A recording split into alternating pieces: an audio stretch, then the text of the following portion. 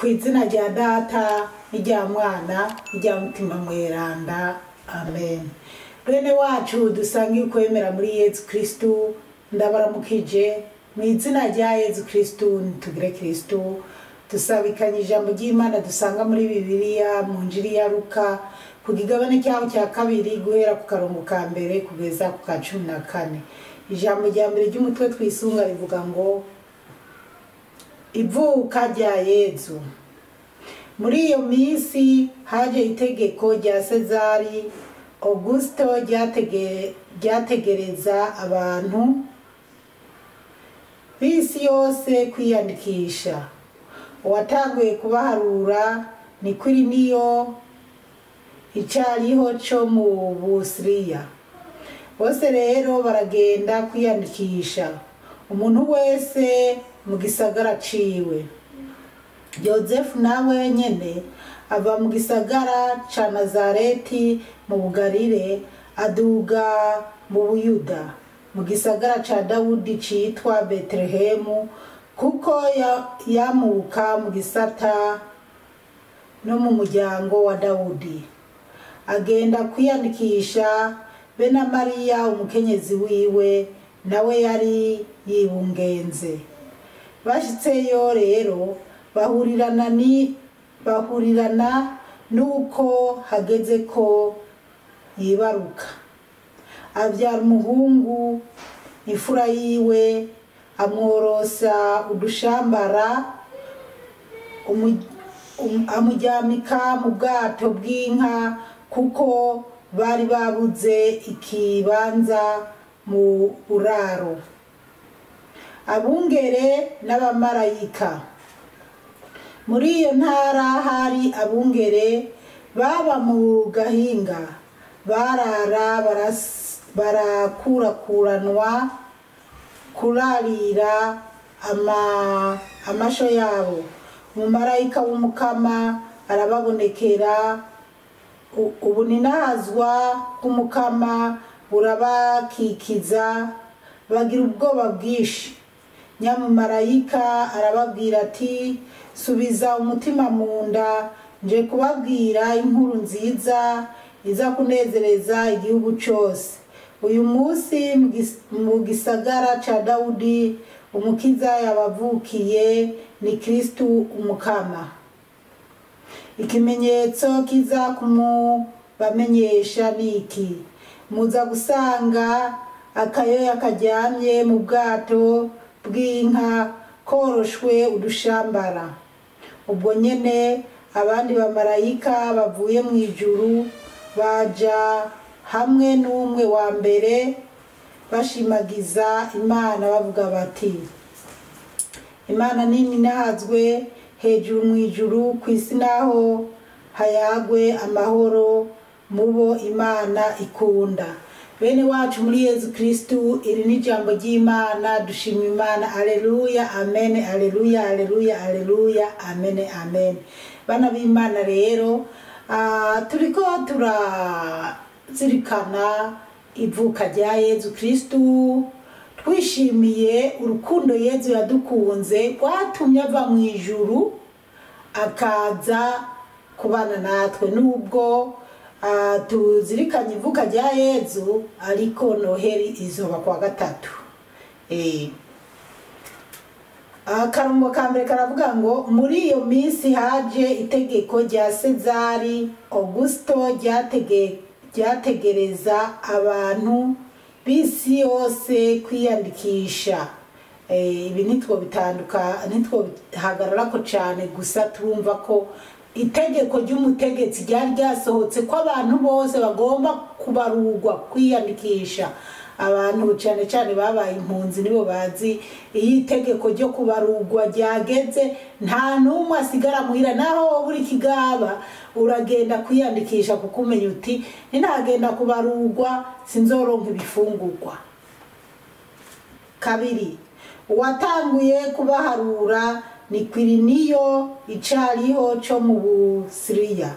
Gatatu, bose rero baragenda kwiyandikisha, umuntu wese mu gisagara ciwe. Bose rero ngo baragiye kwiyandikisha, umuntu wese mbega iyo ugiye kwiyandikisha uwandikisha nyene aho uba, aho uvuka, aho wavukiye, ugatanga nyene imyirondoro yose kuranga aho bokuronderera ibintu nk'ivyo. Yozefu nawe nyene aba mu gisagara ca Nazareti mu Bugarire, aduga mu Buyuda mu gisagara ca Dawudi citwa Betlehemu. Ubwo na Yozefu nawe yaragiye kwiyandikisha avuye mu gisagara kiwe aja kwiyandikisha Betlehemu, kuko yamuka mu gisata no mu muryango wa Dawudi. Iyo tugeze kuri Dawudi rero biba bikomeye naho, kuko Dawudi ariwe yasezeraniwe kuva kera k'umwami aganze isi n'ijuru azovuka mu muryango wa Dawudi. Rero nawe rero Yozefu yari uwo mu muryango wa Dawudi, agenda kwiyandikisha be na Mariya umukenyezi wiwe nawe yari yibungenze, ngo bagenda kwiyandikisha na Bikira Mariya. Bikira Mariya yari yibungenze, ariko ngaha rero havuga Bikira Mariya, murumva abana b'Imana. Bikira Mariya twabonye umumarayika muramutsa wuzuye indema, umukama muri kumwe, yaragiye kwa Elizabeti mw'iyi minsi n'ibyo bisomwa. Abantu rero dukwiye gukunda Bikira Mariya, kuko iteka yatewe mw'isi nzima no mwijuru nta wundi numwe yigeze ariterwa. Nicyo gituma umubyeyi Bikira Mariya dukwiye kumwubaha, tudakwiye kuza turamushirira isoni nka babandi baza baramubushira isoni uko bishakiye. Rero Bikira Mariya nawe agenda kwiyandikisha. Bashitseyo rero bahurirana nuko hageze ko yibaruka. Bagezeyo aho biyandikisha bihurirana nuko Bikira Mariya hageze ko yibaruka, avyara umuhungu imfura yiwe. Haleluya, amen, haleluya. Bana b'Imana, avyara umuhungu imfura yiwe, amworosa udushambara. Avyara Yezu Kristu imfura yiwe, amworosha udushambara. Amuryamika mu bwato bw'inka, kuko bari babuze ikibanza mu buraro. Aha rero tuhatebe ko bana b'Imana, Bikira Mariya avyara umuhungu imfura yiwe. Abantu sinzi bamwe impamvu tudategera ibi bintu. Nta wundi yavyaye umukiza atari Bikira Mariya. Hanyuma tumva icyo kintu cyatumye Yezu yicisha bugufi, akemera kuza kuvukira mu ruhongore rw'inka. Erega Yezu yari no kuvuka, akavukira. Bana b'Imana, hari ibintu dukwiye kuza turategera imbere yuko twirukira ibyo mw'iyisi. Yezu yari gushobora kuvuka ku munsi batagiye mw'iryo barugwa, ku munsi mwiza Bikira Mariya yibereye muhira atacyari karinona, akabyarira muhira. Ababanyi n'abagenzi bakamuzanira, na cane ko abamarayika bamuzaniye n'ibintu n'abungere. Rero ariko mwumva uko kuntu Yezu yicisha bugufi, akaza kuvukira ahantu hatari mu maternete y'ikizungu. Erega hakiriya gihe na hariya za Betlehemu hariho maternete, hariho ababyaza, hariho ababyeyi bakira.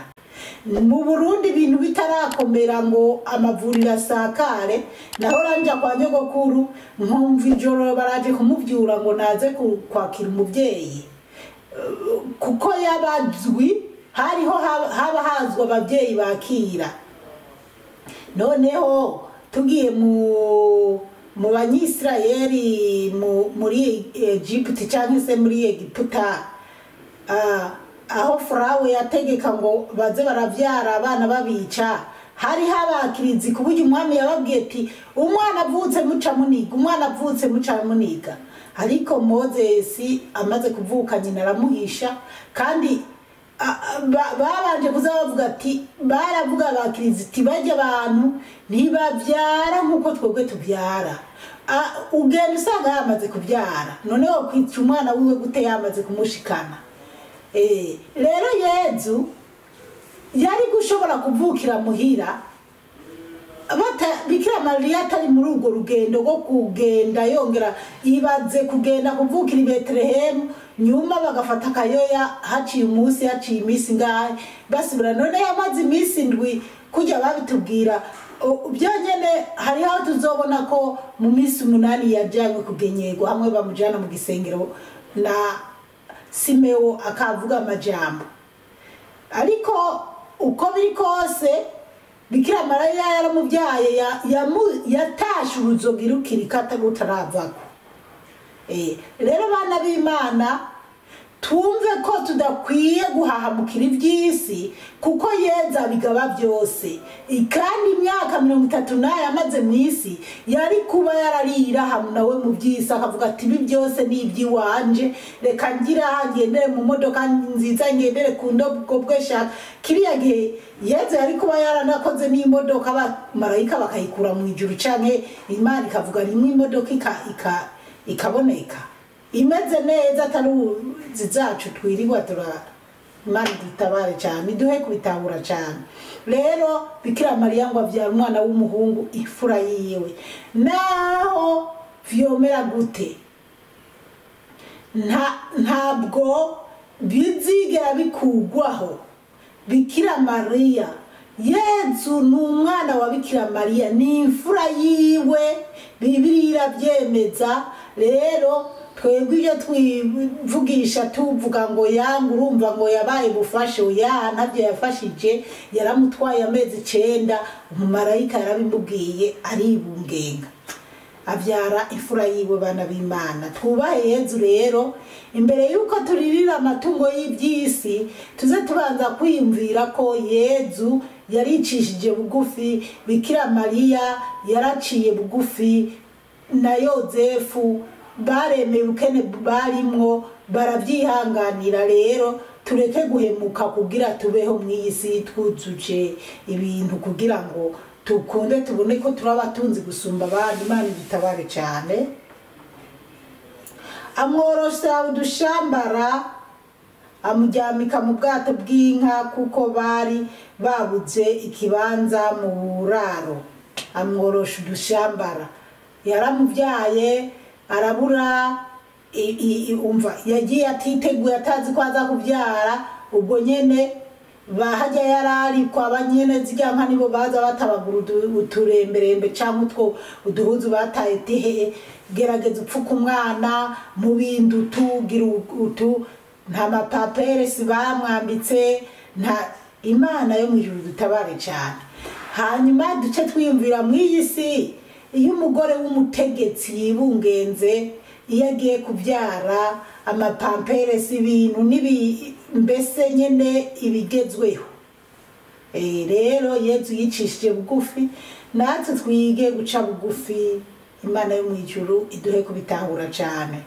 Irindi jambo ry'umutwe tugiye kwisunga rivuga ngo abungere n'abamarayika. Muri iyo ntara hari abungere baba mu gahinga barara barakuranwa kurarira amasho yabo.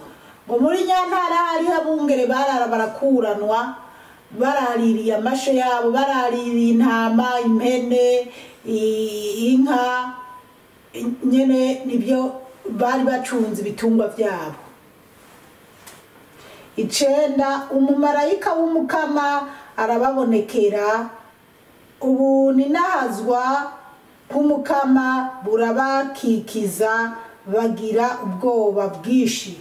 Abo bungere babonye umuco, ariko abungere bari yirahape, babonye umuco urabakikira bararyoherwa, ariko bagira ubwoba. Mugabo ubwoba bwabo babonye umumarayika baranezerewe, baragize ubwoba nyuma babona ko bariko barabona ibidasanzwe baranezerwa. nyamumarayika arababwira ati subiza umutima mu nda, nje kubabwira inkuru nziza iza kunezereza igihugu cyose. Aleluya, amen. Umumarayika ababwira ati nimuhumure musubije umutima mu nda, nje kubabwira inkuru nziza iza kunezereza igihugu cyose. Iyo nkuru nawe kugeze ko nanje ngeze ko, rero natwe tunezerwe twifatanije nabo bungere. Uyu munsi mu gisagara ca Dawudi umukiza yabavukiye, ni Kristu Umukama. Ngo uyu munsi umukiza yabavukiye mu gisagara ca Dawudi, ngo ni Kristu Umukama. Bantu b'Imana rero mwumve, ntabwo Herodi yamenye ati nyamara havutse umwami w'ijuru n'isi, canke se muka Herodi, canke se ba minisitiri, canke se buriya abana b'Imana. Abantu benshi hari ibintu bamwe twihendako. Umuntu arabonekerwa nabi ijuru, yavuga ati nyamara nabonekewe na Bikira Mariya, Yezu yambonekeye, Yezu yaje aranganiriza, yabivuga bakamutera utwatsi. Bamwe tipu, abandi bumva ati nakaba barabonekewe toya bijya n'iby'abagatolika bafuterera sibyo, canke se umuntu yavuga ati jewe naragendewe na Yezu n'abamarayika, bakavuga ati ujya murokore canke yahanzwe ko canke n'iby'ubeshi. Itasikura ko benshi babesha, benshi barabesha, ariko hari n'abandi baba babirimwo batabesha, baba bavuga iby'ukuri. Rero abungere bararyohewe bumvise ngo barose inkuru nziza ati uyu munsi mu gisagara cya Dawudi umukiza yavutse, umwami w'amahoro, umwami w'isi n'ijuru. Abungere bumva bararyohewe no kumva ibyo bintu. Bana b'Imana, no munsi niho nagize iyerekwa nyene, buri mu guca nyene bwari bwanakeye.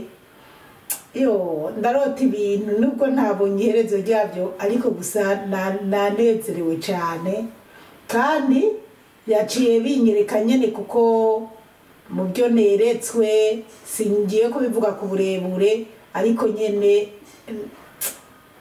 nanezerewe kuko byari bijanye n'ibi bisomwa nyene ndiko nasoma. Rero Imana yo mwijuru ihabwa icyubahiro. Kujya Imana yashimye ko izo nkuru zitangura kumenya abungere n'abantu basuzuguritse cyane, kuko bajya bungere sibanye n'imikuku bwite. Abeshi n'abakozi, abandi nabo n'abana. Mwibuke ko Dawudi yararagiye inka, impene, intama zase.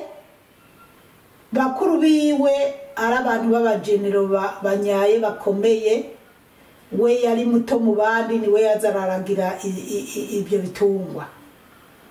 Rero Imana ibona ko abo bantu babungere aribo baza gutangaza iyo nkuru, canke bamenya neza ibya Yezu Kristu. Murumva rero abantu bato ntimukihebure, kuko Imana twese iratuzi. Ari igihe umuntu yiyumvira mu Imana ntimuzi, Imana ibituzi. Twikoza byiza, iyo twikoza byiza Imana iranezerwa, ikanezeranwa natwe. Nawe hajya unezerwa n'ibintu byiza urimo, n'Imana muba muri kumwe. Hajya wikoza ibintu bibi nawe, umuntu iyo yikoza ibintu bibi aratuntura, araryoherwa ko ariko arashika ku bibi byiwe mugabo, ariko abafise ibyiyumviro byinshi n'umuruho mwinshi mu mutima wiwe. Rero twebwe tunezerwe no kwakira inkuru nziza ivuye mu ijuru. Tunezerwe no kubona ukwicisha bugufi kwa Yezu, natwe twige guca bugufi. Akarongo ka 10, reka tuje kuri 12.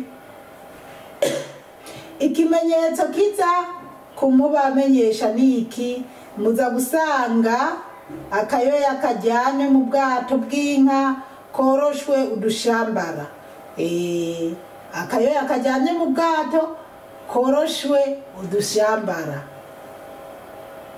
13 ubwo nyene abandi bamarayika bavuye mu ijuru baja hamwe n'umwe wa mbere bashimagiza Imana bavuga bati, bana b'Imana barababwiye ati mbungere ikintu mukiza kubamenyesha umwami wariwe, muza gusanga akayoya kajyamye mu bwato koroshwe udushambara. Ubwo rero utwo dushambara nutwo aho nyene abo bantu banyene iryo raro kuwo muhana babahaye ati pfuka umwana genzuku. Ariko mu by'ukuri bariya bamarayika Bibiliya ariko nanje n'ibyiyumviro byanje canke uko Umukama yabimpishuriye ntawe ndabyemeje, ariko bariya bamarayika bavuye mu ijuru bazaniye ibintu bajya babungere bajanye gushikana. Kuko Bibiliya hari hahandi hatubwira ko abo bamarayika bazanye inzahabu baza gushikanira Yezu Kristu ibintu byiza by'agaciro. None se abo bungere aho bari mu ishamba bari bafise izo nzahabu baca bagenda bajanye. Jewe rero nigeze kugira iyerekwa, Imana inyereka abamarayika bazanye ibintu byiza ntarigera mbona mu isi pe. Mbona barabizanye barashitsa aho Yezu ari, baramwunamira, barabihereza Bikira Mariya. Hanyuma ngiye kubona mbona haraje indogobwe zibiri, hanyuma indogobwe imwe mbona Bikira Mariya Yozefu yuriza ko Bikira Mariya yurije ko Bikira Mariya mbona aramuhereje n'umwana, amuhereje umwana. Hanyuma iyindi ndogobwe Yozefu arurira baca baragenda. Nkaguma mbona n'abamarayika bagenda nyene ukuntu impande y'izo ndogobwe bazikikuje. Rero bana b'Imana, Imana ihabwa icyubahiro cyane. Ku karongo ka nyuma aravuga ngo Imana nini nahazwe hejuru mu ijuru, ku isi naho hayagwe amahoro mubo Imana ikunda. Abamarayika bagenda baririmba Imana nini nahazwe mu ijuru, ku isi haza amahoro kubo Imana ikunda. Bana b'Imana dusubiremo, Imana nini nahazwe hejuru mu ijuru, ku isi naho hayagwa amahoro. Burya ashaka kuvuga ku isi naho hayagwa amahoro, ariko mubo Imana ikunda. Mwumve, ku isi hayagwa amahoro mubo Imana ikunda. Nubwo hariho n'ahandi havuga ab'Imana ikunda bakayikundira. Rero murumva ko amahoro afise ab'Imana ikunda. Ab'Imana ikunda nabo ni bande? Ni bajya nabo bayikundira, bayubaha, bayumviriza, bakora ibyishaka, ibyishaka kandi abantu by'ukuri barimo neza baba buzuye amahoro. Nta kintu na kimwe gipfa kubahungabanya, nta na kimwe kibahungabanya, kuko buzuye umunezero, buzuye amahoro, buzuye urukundo. Ego rero bana b'Imana, natwe rero twakirana akanyamuneza umunsi mukuru wa Noheli, twishimire Yezu Kristu nyene yavuye mu ijuru akaza, bitabaye mu nyambaro n'ibyo kurya n'ibyo tunywa n'ibisayangana, ahubwo mu mutima wawe wibwira uti ese Yezu koko namwakiriye, ese Yezu ndamufashe gute, ese Yezu tubanye gute.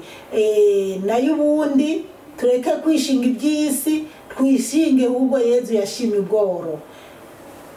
Mugire Noheli nziza, mukomeze muzogira umwaka mushasha mwiza umukama abahezagire turacyari kumwe mwarahezagiwe n'Imana ku izina rya data n'irya mwana n'irya mutima mutagatifu amen turagusenga Yezu turakuninahaza